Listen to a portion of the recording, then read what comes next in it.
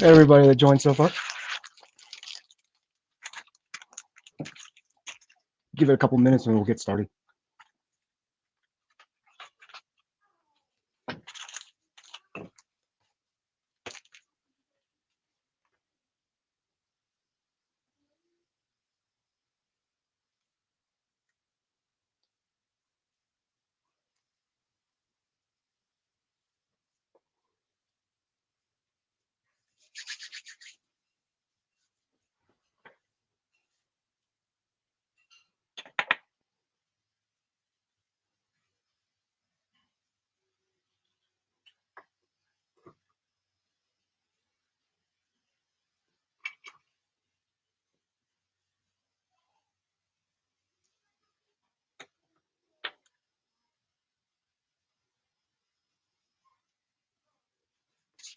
So we'll start in about 2 minutes.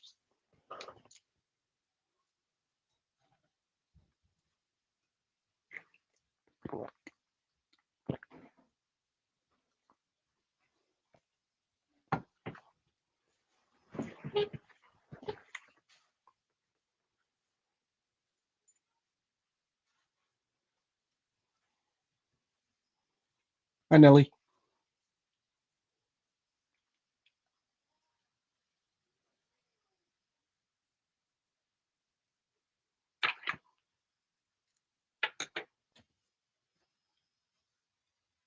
Hi, Jeff. Scott.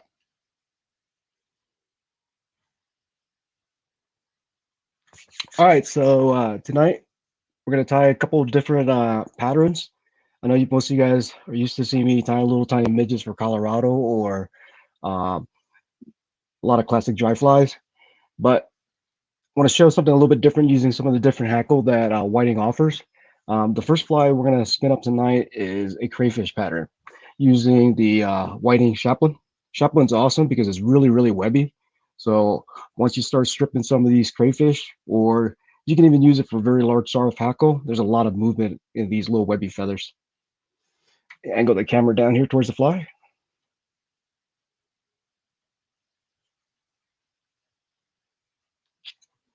Okay, so with the crayfish pattern, it really depends on the area you're located at, on the size of the crayfish. Here, on the Dream Stream and parts of the South Platte, these buggers can get to about double the size of this hook right here. But base the color scheme and the size of it off of the crayfish that are in your area. Crayfish works for all different species, anything from bass to trout, even some hungry bluegills. Whoops, a little bit too much there. But what I start off with is putting a little bit of Zappa Gap on here, because we're going to tie on the lead dumbbell eyes. And basically what this does is this acts as the weight for the fly and also inverts the hook. And I'll explain a little bit more about how you fish this pattern once we get further into this tie. So what I have in here is a size 6 Arex hook, but really any heavy duty hook will work well for this pattern. Streamer hooks, large nymph hooks. Okay, thread I got is a heavy duty thread. It's a 6/0 simplified nano silk. It's a GSP type thread, which basically allows me to really cinch down on here without me worrying about breaking the thread, because it is a large fly and we're going to tie numerous different materials on this. Like I said, I have the lead dumbbell eyes on top of the shank. So what happens is once you cast this fly, it will invert to like this right here, and then you start stripping it. And crayfish have they move backwards, and then once we get all the hackle and everything up front, it gives it a lot of action as you start stripping it. So now that I got the eyes in there, Zappa Gap did its job. It's nice and secure. I'm going to flip it over. Angle the camera down a little bit more here.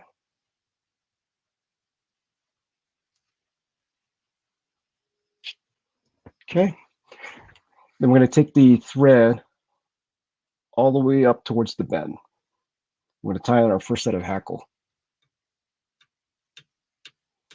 You want to get it to right about where the bend starts. And then for this part of the fly, I like using the really, really webby stuff towards the base of the chaplain. I'm going to tie it in right at the bend. Get it nice and secure. And what this does is it basically, the hackle up here simulates the little tiny antenna. In addition to that, what we're also doing is creating a little ball right here so that once we tie in the rubber legs, it flares it out a little bit more. So all you basically do is basically just preen the feathers forward. It doesn't have to be really pretty because a lot of it's going to be hidden. So just preen it forward and then just begin your wrap. You want to get the wraps relatively close.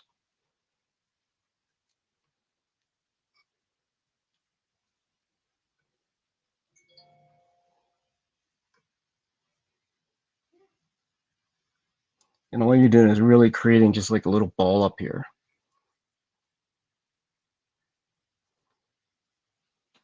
Okay, one more, and tie it off.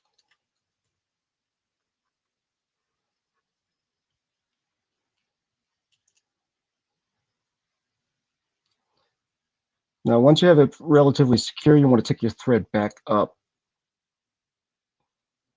towards the bend again, and you're going to create what's in essence like a cone-like effect here with this hackle. And then you can snip off the stem. All right, so we got the hackle on now.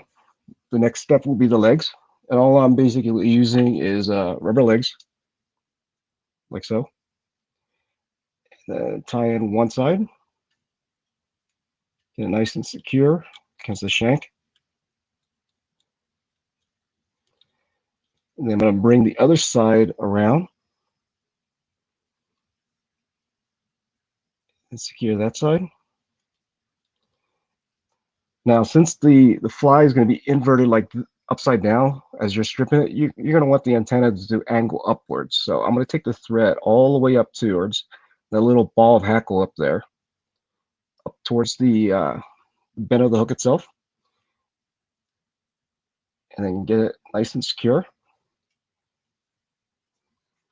We'll trim that at the end, and then that way the rubber legs acting like the antenna will splay out to the side. Next, we're going to tie on the wire, and here I'm just using gold brassy size wire.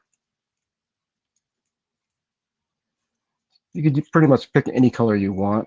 All we're doing with this wire is we're going to be securing the hackle to make it last a little bit longer, along with the casing or the backing that we're going to use on top of the fly. So straighten out the wire the best you can. This is pretty old school, so okay. And then just tie it into the near side of the shank.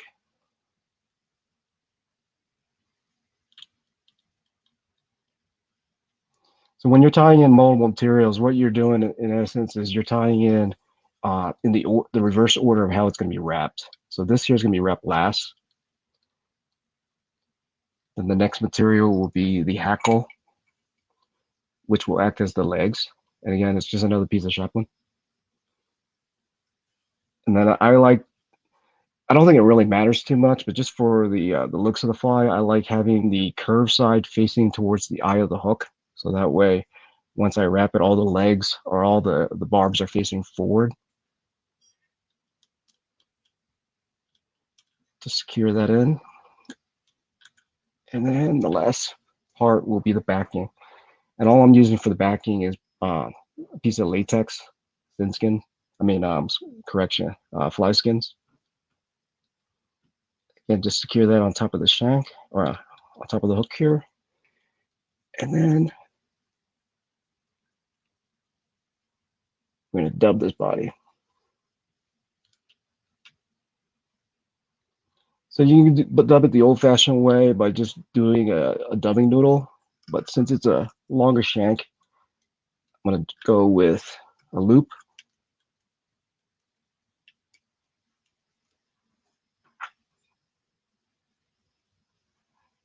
Nano silk is a little slick since it's a GSP, so I'm going to put a little double waxing on here.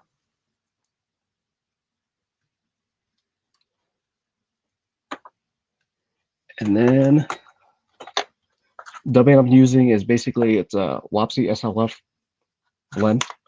It's blend some naturals along with a little bit of flash in there.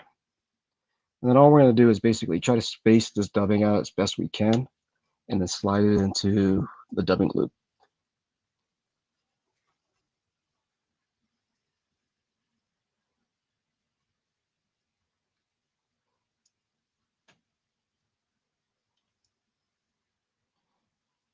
I usually get the dubbing into the loop itself, and then I'll spend a little bit more time afterwards on spacing it out so that it's even. One more should do it. It's better to have not enough in the dubbing loop versus having too much, because you could always add more. Same applies with when you're using dubbing on really any fly. Always go on the side of less than more. Then all I'm going to do is just spin this.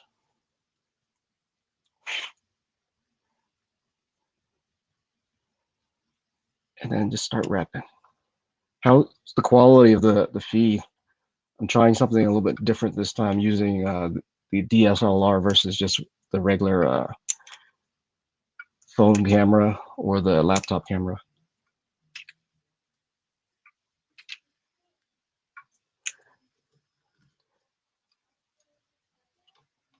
Once we get back there towards the dumbbell eye, just tie it off. This dubbing, all it's really doing is just adding a little bit more bulk to this body. And then we're going to snip it off.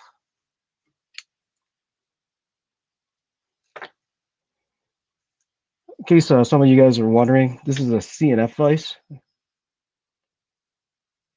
Pretty nifty little vise.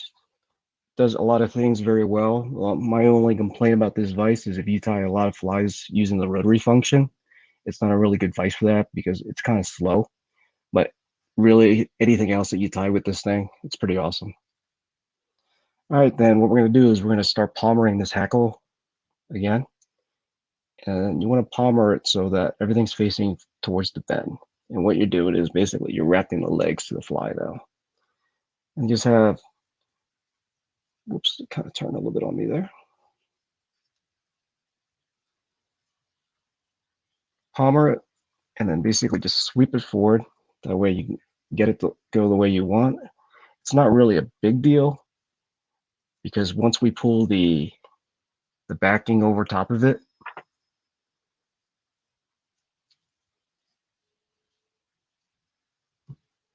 it's not wanting to spin right. When all else fails, use spit. There we go.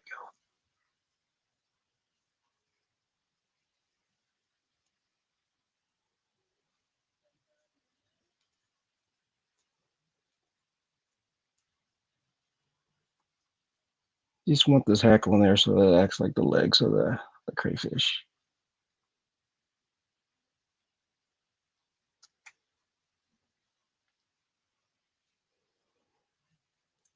Take it all the way back to the dumbbell.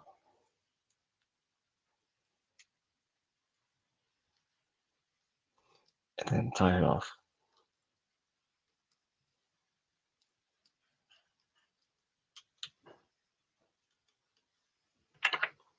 Trim off the excess. Careful not to cut your thread.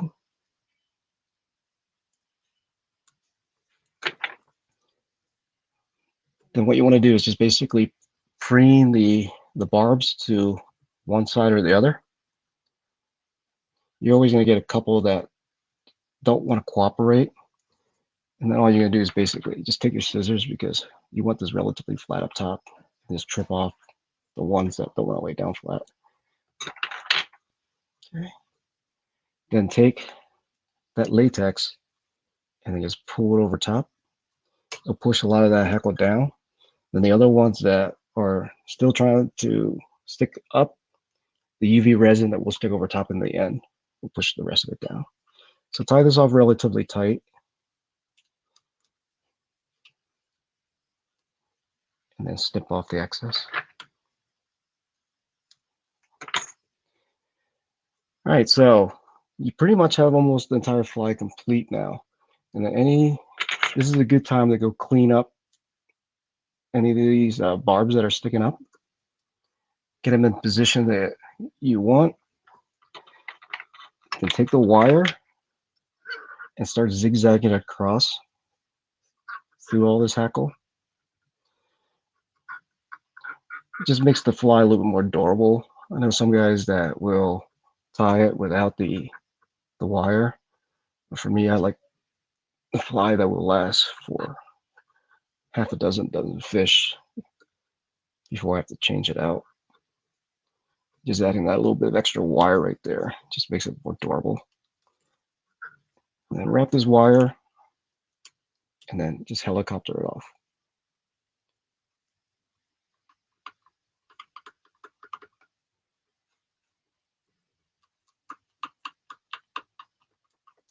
There we go.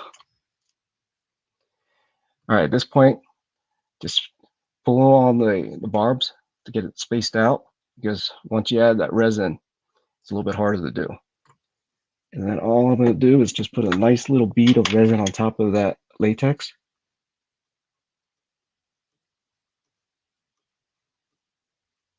Take it all the way back to the Dumbo eyes. Zap it with the light.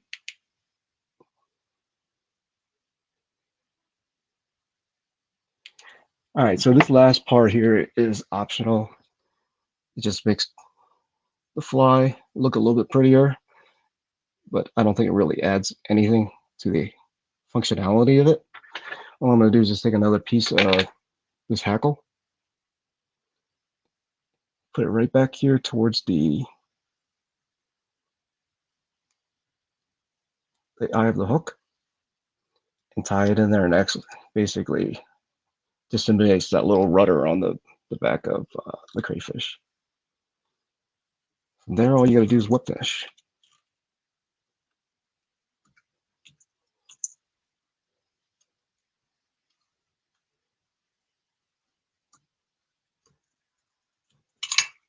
Snip it off. And then you want to trim the rubber legs relatively even. There you have it. Crayfish pattern. If you have any stray hackle that's sticking out, you can still go back there and trim it. Got one little piece right here. Crayfish. All right. Fly number one.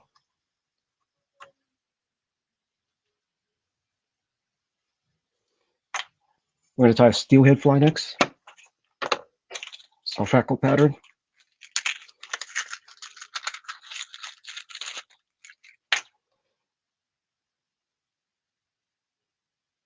And then after this one, we'll go with a smaller steelhead. A smaller soft hackle. This here's a relatively large hook. Also, size 4. We're going to start it off with basically a little flashy area and the hot spot in the back.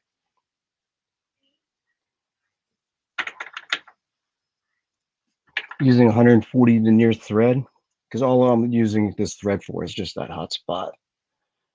And we'll change threads out. So take your thread all the way back to the bend.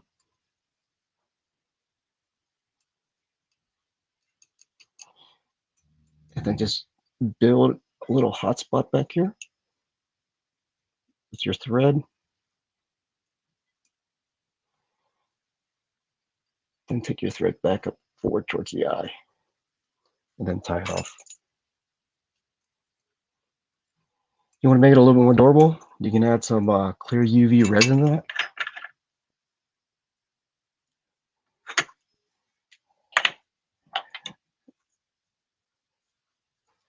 Now I'm tying on some black thread. This here is Simple Fly Nano Silk.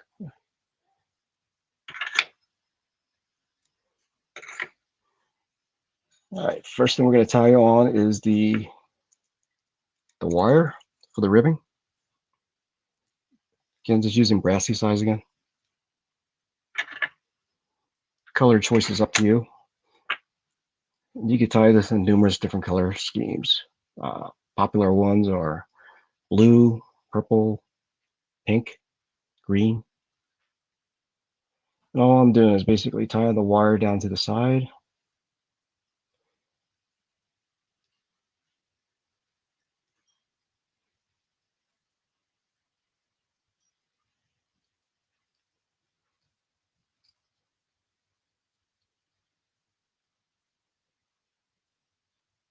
Get it in there nice and secure. One thing I do take for granted is that what you want to do with this, angle this up a little bit more so you can see it better, is you want to make sure that you have a relatively smooth thread base on this, because we're gonna, for the body, I'm using floss. However, you want to make it a little bit easier on yourself, you can also just use dubbing for this body.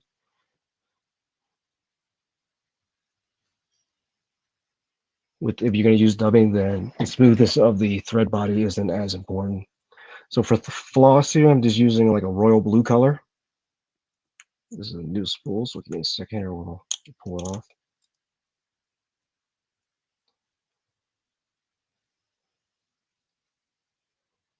Okay, snip off a piece of this floss.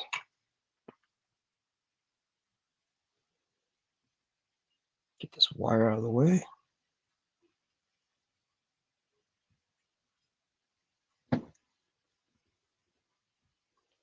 First time I use this material clip.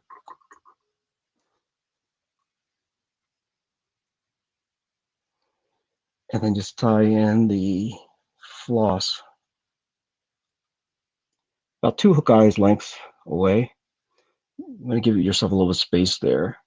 A lot of people will tie even back even further. That way you leave room for the thorax, and then also at the same time you're not crowding the eye.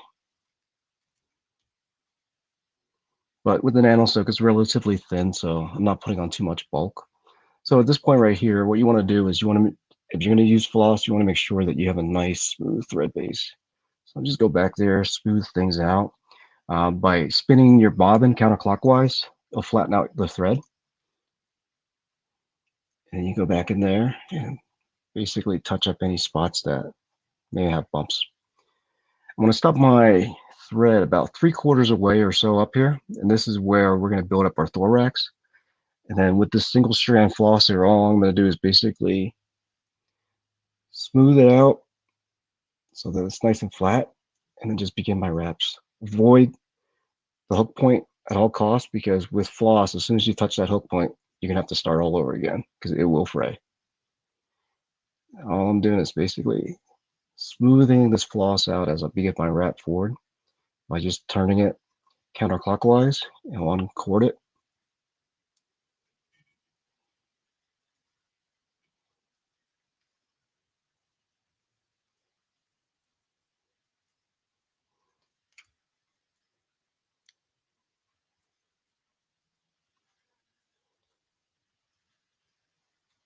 Bet you some of you thought that I was going to be tying dry flies tonight, huh? Next time Tom Ski gets me to come on, then I'll tie some classic patterns, some old cat skills.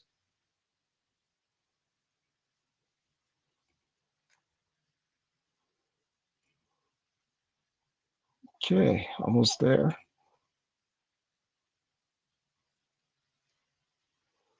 I used this fly quite a bit on my trip to Michigan, and the color that was most popular at that time was this royal blue. But like I said, purple works really well, pink works really well. Then all you're gonna do is take this wire and just begin your wraps forward. I always do a full wrap here in the rear, and then just begin the wrap forward with even segments.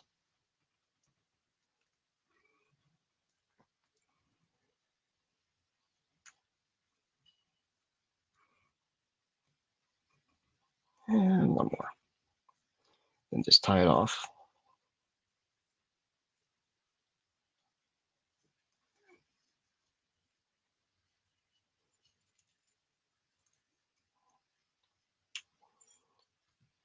And helicopter it.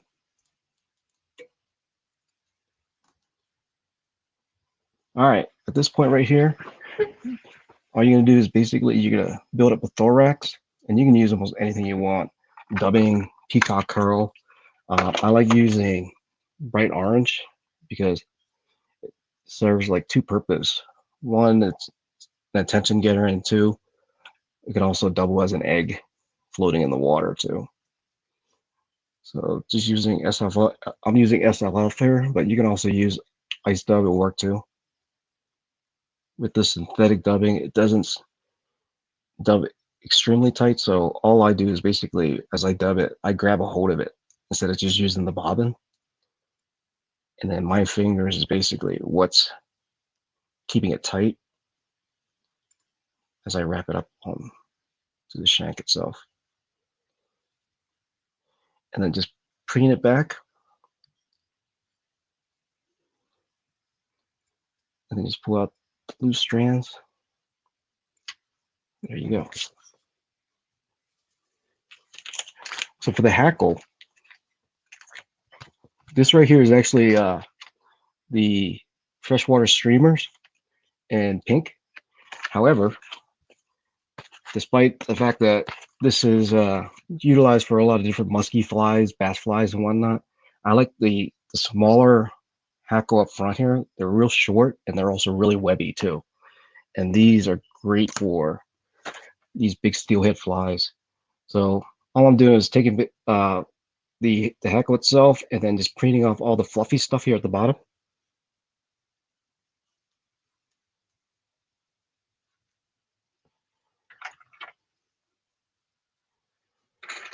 Let's see where I put my hackle pliers.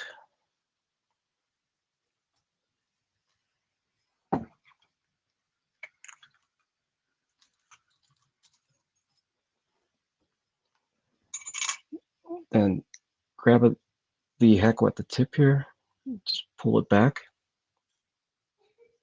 like so, and then tie it right in front of the dubbing ball there, and just trim it off.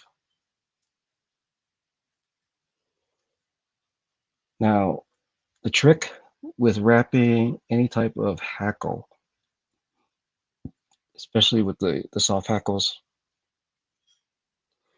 is you want to give yourself enough space here where I'm not tying it right up next to the first set of barbs itself. There's still quite a bit of little stem that's down here. And what that does is the first wrap that you do is pretty much just like the stem, and then it'll wrap much easier. And then you'll be able to control the way that the barbs are going to go. Whereas if you're right up on the stem itself, then I mean the barbs itself, then what it will do is it'll have a tendency to start flaring forward on you. So that works with basically any hackle. I do it with partridge, Brahma, dry fly hackle, and then just like I did with the shock one before, all I'm doing is preening everything back. And then now that first wrap, as you can see, the hackle isn't flaring forward because it's just going on the stem itself. And then as I begin to wrap this here, I just continue to preen it towards the rear. Just take your time with this.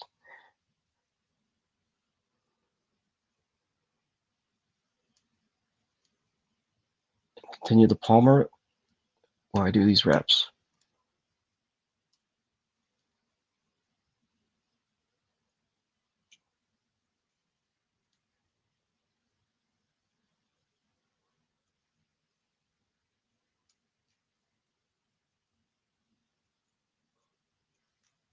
Almost there. So as I'm palmering it, I'm wrapping it forward, and each wrap is touching. And that gives it that nice, even, uniform look. And one more. There we go. And just capture it.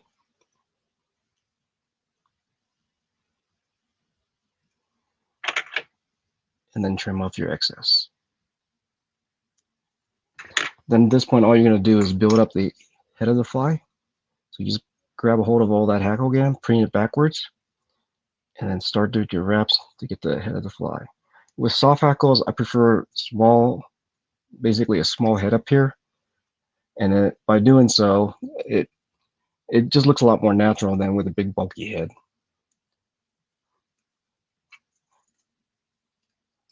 Whip finish.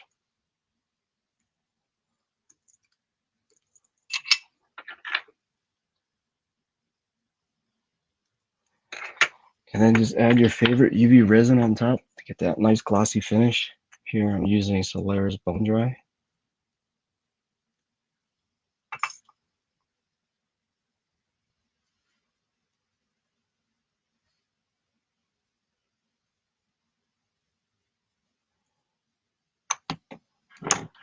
And then zap it. And there you go. Steelhead soft hackle. Real easy to tie. Doesn't take very long. One of the issues that I always run across with some of these live ties is we try to do these ties for about an hour, and I tie really, really quick. And I got to make sure I got enough ideas of what to tie to make it last long enough. So sorry if I tie a little bit quick. You can always hit me up anytime if you do have specific questions, because when I start tying, I pay like dead on attention to what I'm doing here, and I don't look at the chat very much. And I know Tom's there monitoring in case you do have some of the questions. So next one we're going to do is what's called a flimp. These here work great in all different sizes, anywhere from a size 8 all the way to 16 are my preferred sizes. Got another Arex hook in here. Oh, I don't work for CNF at all, but I love this vise because one of the reasons is that it has like a really strong magnet right here in these jaws. So once you stick your hook in there, it doesn't take a whole lot for you to get it into place because it's not going to drop real easily, especially with works great with the real small hooks like size 20s through 24s, where I don't know how many times I've dropped hooked on the carpet and then they were lost forever until I stepped on it again. But with the magnet inside that jaw there, it hasn't happened to me yet with the small hook. So we're going to seat the hook in there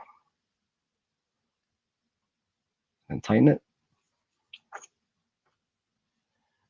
Thread of choice on this one here will be black again for me. I use black or white thread almost with all my ties, but olive brown will also work very well.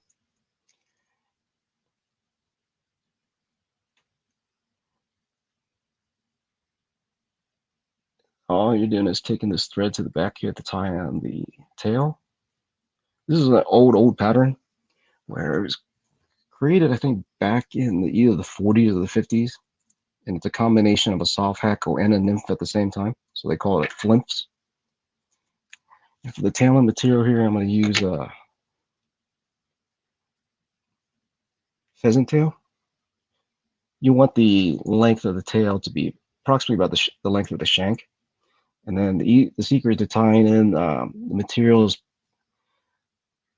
especially with the tail, is what I do is I hold it both of my fingers around the shank of the hook itself here, like so.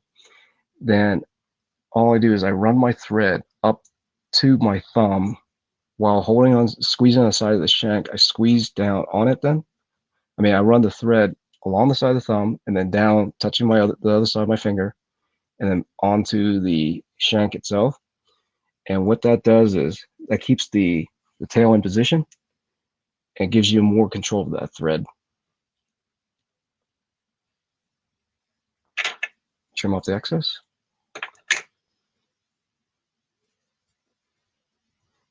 And I'm going to reuse this brassy wire that I had before.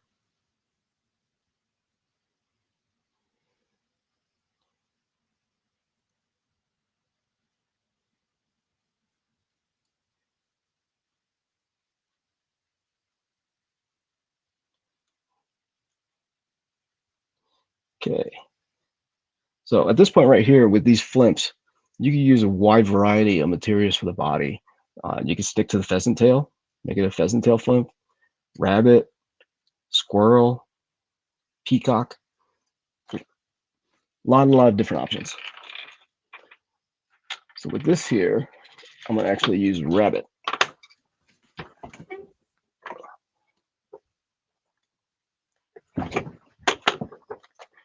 This natural hair mask.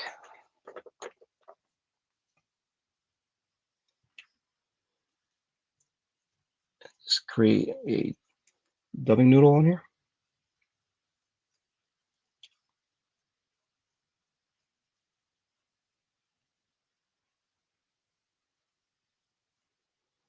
What I generally do is I'll just get it started on the thread itself.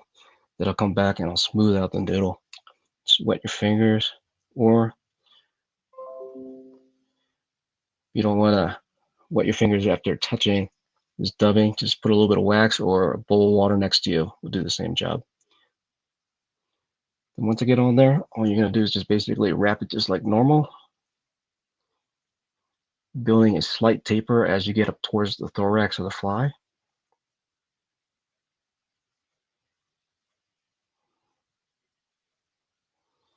A little short.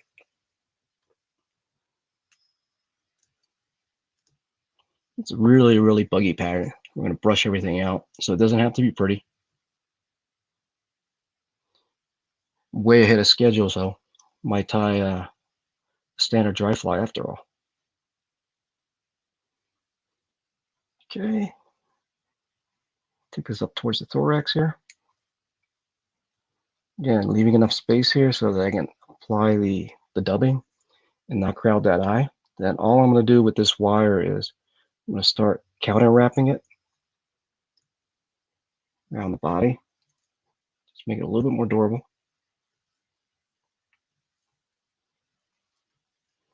And then capture it with my thread.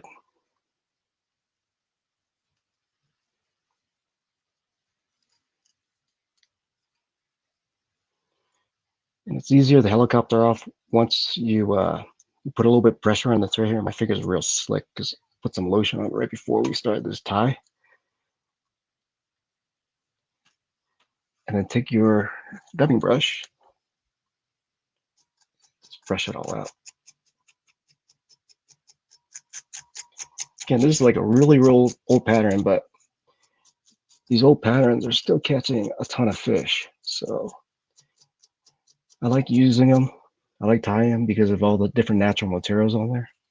A lot of flies nowadays has tons of synthetics with all sorts of resins and whatnot, but with these old patterns, it's pretty much all natural materials. Then for the thorax here, I'm going to use some peacock herl.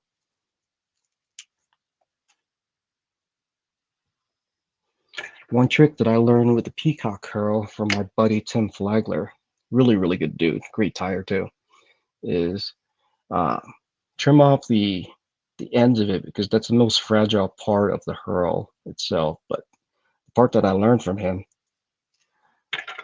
was to keep your thread right by where the first wrap is, and then use the thread to basically compress the herl together as you wrap it forward. So as I'm wrapping, the thread's being moved forward now, and that keeps this herl together. Another thing you can also do when you use peacock herl is you can also twist it. And the easiest way to do that is twist it close to the shank of the hook. If you try to twist it back here, you're going to have a hard time doing it. But twist it here. Let me take this back here so I can show you the twist method.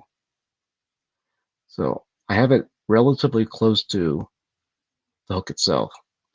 Then you can create a nice tight little loop right or noodle with this herl. You can see right there. Lift it up here. Now, as I wrap it, I'm basically just going to keep my finger there. Just begin wrapping this thorax. And you have a nice bushy thorax of peacock herl. Once you start running out, then all you do is just retwist it again. Take it back up again. And just tie it off.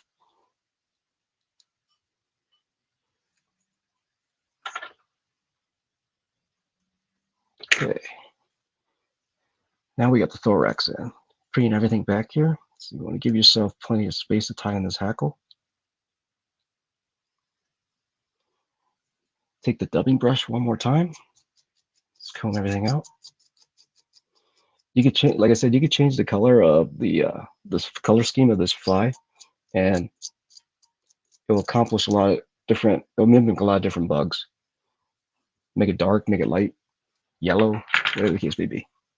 The hackle I like to use for the majority of all my small soft hackles is either Brahma hand or the Hebert miner.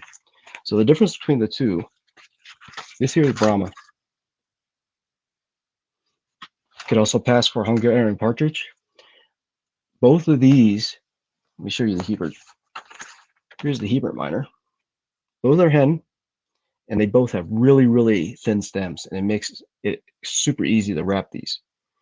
Now, the difference between the two is the Brahma, while the stem is also very thin, fibers or the barbs are a little bit longer. So you want to base it off of the size of the fly you're going to tie. With the length of the barb, what you want to do is you want to make it basically no longer than the length of the shank. The other one that I like to use, like I said, is the Hebert miner. The difference with this one is, pull all this stuff off quick, is these barbs are way, way more dense. So there's a ton of them in just like one hackle. And despite the length of them, because they're all pretty long, the length of the barbs are actually really short. So they work really well, especially once you get up here towards the tip, for using on the smaller size hooks, size 14, 16s.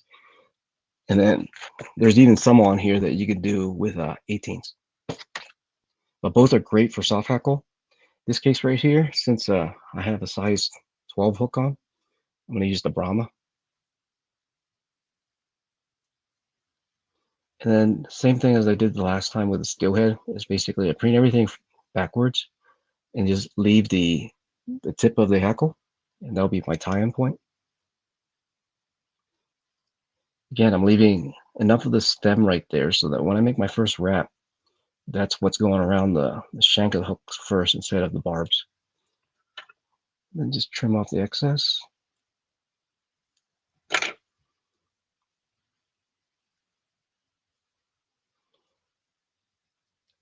Just grab the barbs, basically just preen it backwards. And just begin your wraps. Oops.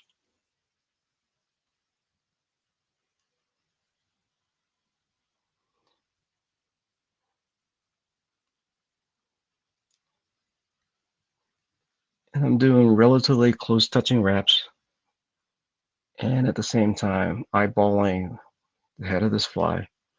And the end result should be, again, a little small head up here.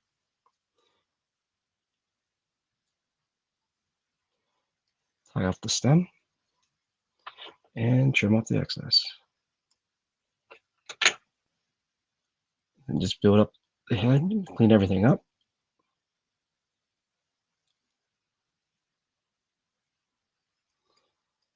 And then whip finish.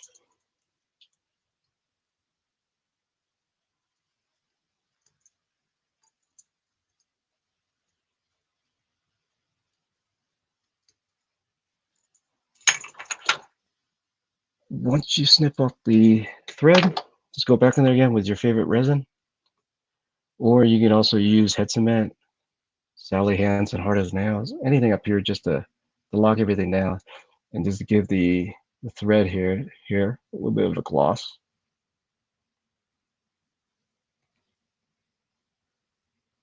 Zap it with your light,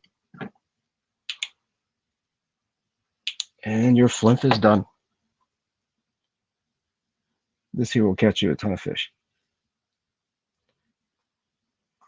Tie it on the larger size as your point fly, or tie them in the smaller size and use them as a dropper. Also works well with still water too.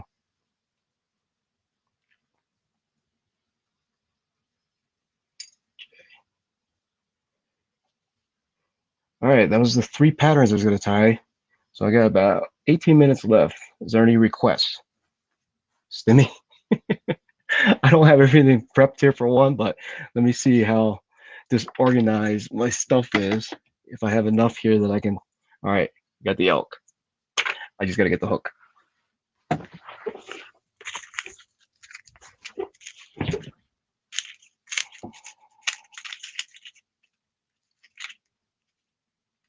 We got the hook. This one's a little bit large. Let me see if I can find a smaller one.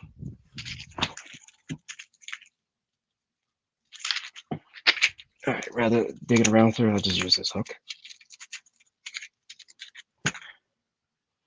This is an Arex 531. So I'm gonna have to go through a little bit quicker here, try to keep this within an hour instead of doing the full explanation. Okay, again, start the thread. I like to start my thread about the 3/4 point on a stimulator because you're gonna tie in a bunch of stuff up there and there's just less bulk.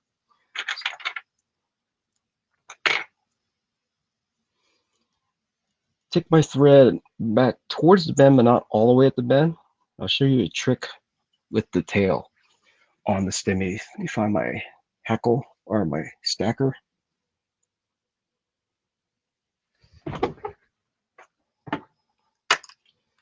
All right, so with the elk, selection of the elk is really, really important when you're at the fly shop.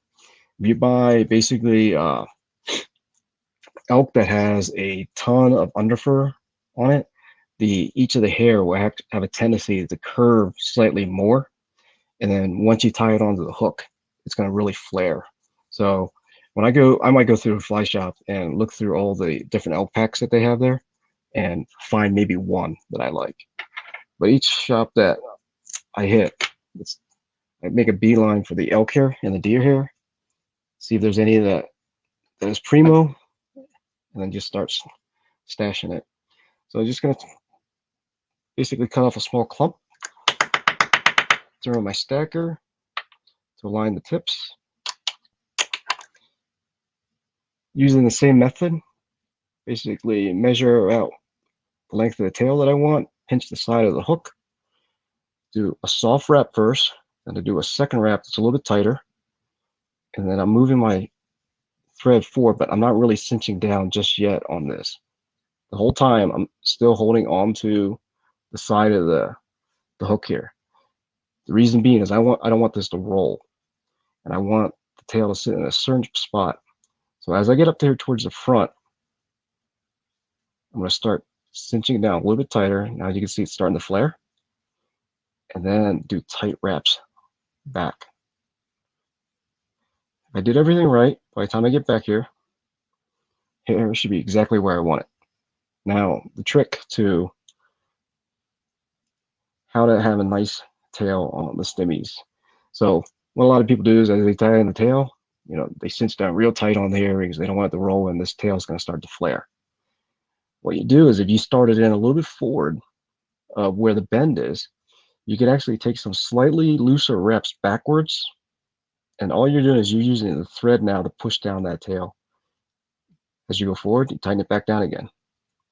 Just using that thread again, push down that tail.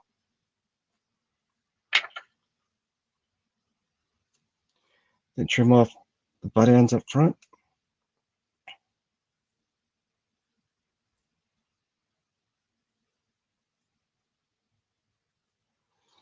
And then just go back with your thread, clean everything up slightly. Doesn't have to be pretty.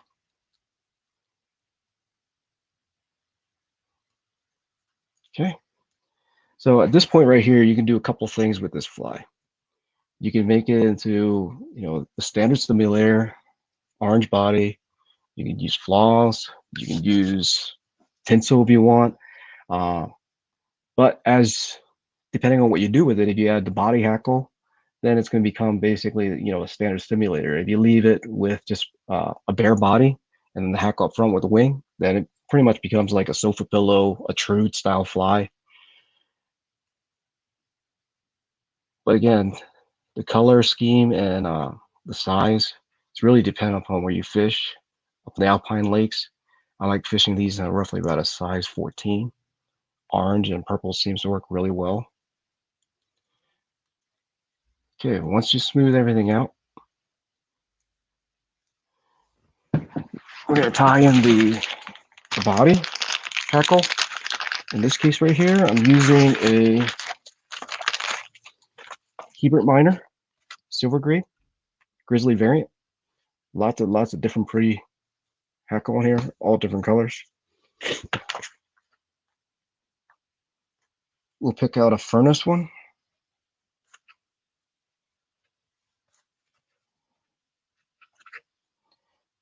Make sure it's the right size. Got my little nifty Whiting Farms hackle gauge there.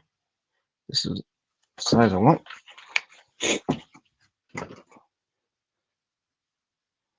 And then I trim off the end of the saddle. Now, for those of you that are relatively new to tying, you have a couple different types of hackle for dry flies. You have saddle. This is what I'm tying on there. Then you also have a neck, also called a cape.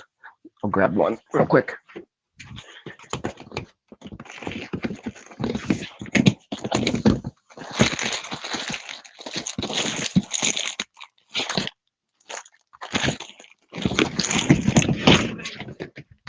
So this right here is a cape, also known as a neck.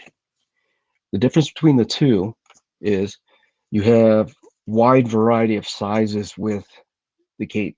So down here, you could tie a little size 20, 26 in some cases with these little tiny pin feathers. And then as you move further down, the sizes go up. And then there's a sweet spot in every one of these capes that for the majority of the size of the flies that you tie. So if you tie a ton of like 14s and 16s, you'll learn real quick that you're going to wear out a real big bald spot, right? The 14 and 16 range.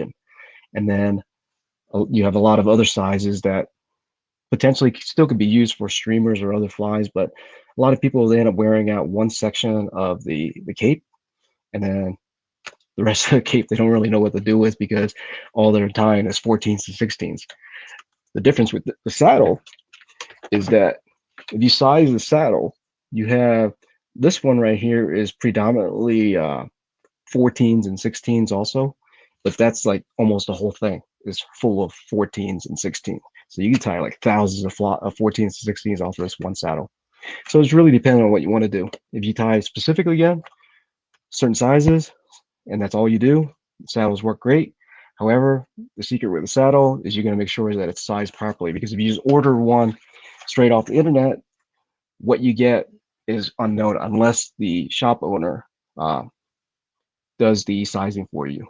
And then all it takes is a phone call to the shop, let them know, hey, I'm looking for a saddle in this size range. Could you size it for me? And I don't know too many people that would say no to you. But if you just order blindly and you needed 14s and 16s, you might end up with a saddle that has like nothing but, let's say, 8s and 10s. So difference between the cape and a saddle.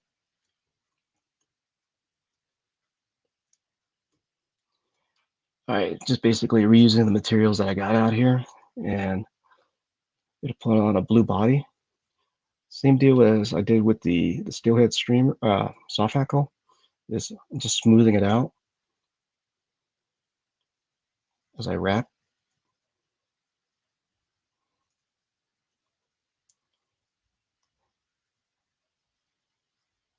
I've tied probably hundreds and hundreds of these, so there's little certain points that where I stop each of the materials that I'm tying in. And the only way to really do to realize that is just through a lot of practice. Like the first one of these flies that I tied, it looked like a fly that like fell out of a bull's nose or something. But the more practice you do, the better you get with each of the techniques. With this here, I usually stop it right about the 2/3 point, because that's about where I'm going to tie in my wing.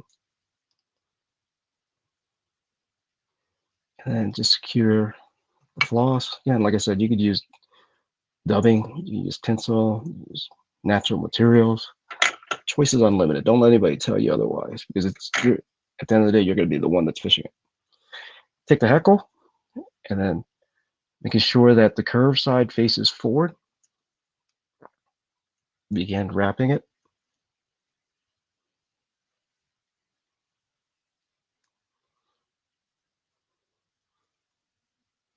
And then tie it off right around the 2/3 point. Tie off the hackle. And then one in front. Trim off the excess. I'm going to reuse this again for the thorax. Get another clump of elk hair and throw it in the stacker. Got 7 minutes to finish this fly.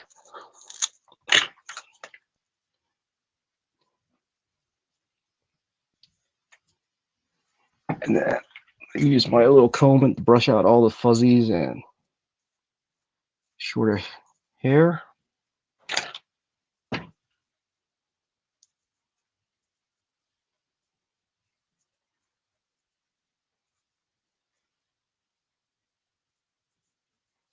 Okay, just about. The prep is the key. You want to make sure you got everything the way you want it to. Once you start, what I learned is once you start settling, like, that's good enough, then it's easier to say that with everything else that you do with the techniques, and then next thing you know, you're not really improving.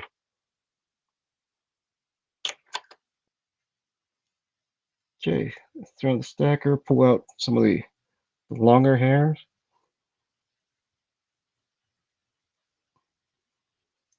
Measure it out. I want it to flare to right about the halfway point tail.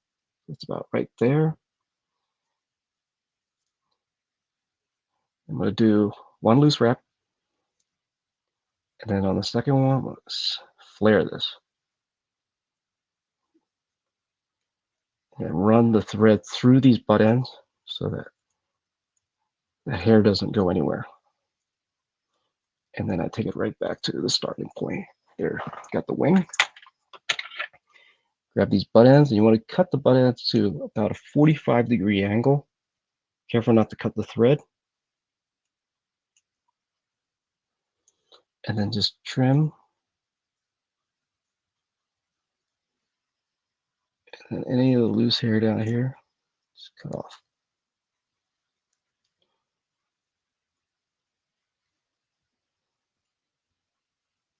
Almost done.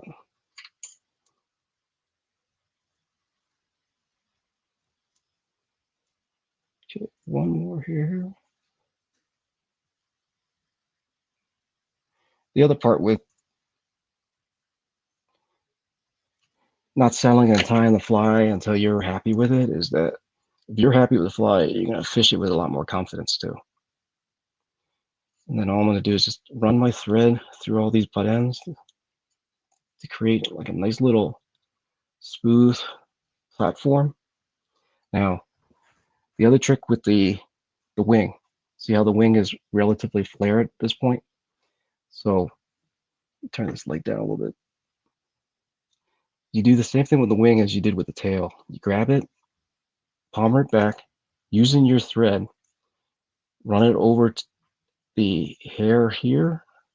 I leave a small space from where I tie in the hair to where the hackle ends up here at the thorax, so that I can push this wing down if need be. So all I'm doing is just running my thread,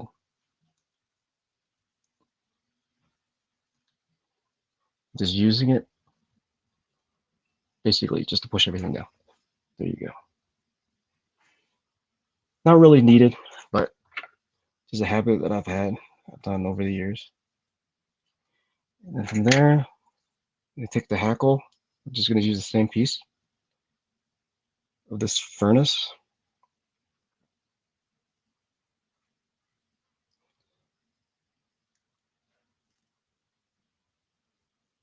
Tie it in. Get it in nice and tight. And then super fine dubbing.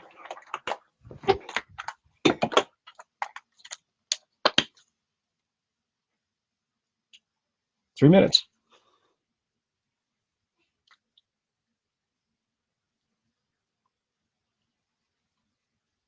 Now, you could wrap the hackle directly over just the thread itself. But the advantage of just putting in a small amount of superfine dubbing is it creates a great little platform for the barbs. So in the dry fly barbs, a lot stiffer than the soft from the soft hackle from the hens, and those stiff barbs will bite into the dubbing, makes the wraps a lot cleaner.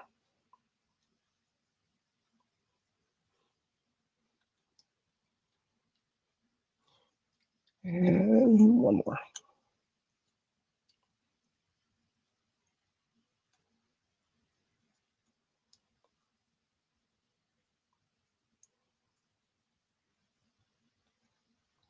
Okay. And from there, all you're going to do is you take your hackle and just start wrapping forward.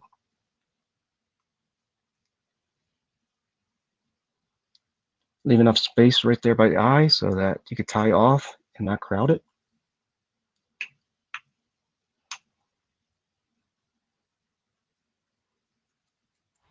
Putting pressure there on the thread, I can let go of the hackle. Just make sure that it's nice and secure, and trim off the excess. Still a long piece from the saddle left. Tie a bunch more flies with it. And then if you have any trap hackle, here's 2 little barbs. Just go in there and trim it off. Take your whip finish tool and tie off. There you have it. Stimulator. Still a little bit of fuzz right there. Okay. Easy to tie. It just has a bunch of materials, but they're not overly difficult. Thank you again for joining the night with Whiting Farms Thursday Night Live Time. I'm San, and it was a pleasure doing a couple of these demos with you guys. I'll go back through the comments, and if there was any questions I want to answer, I'll shoot you a message. Thank you again. Have a good night.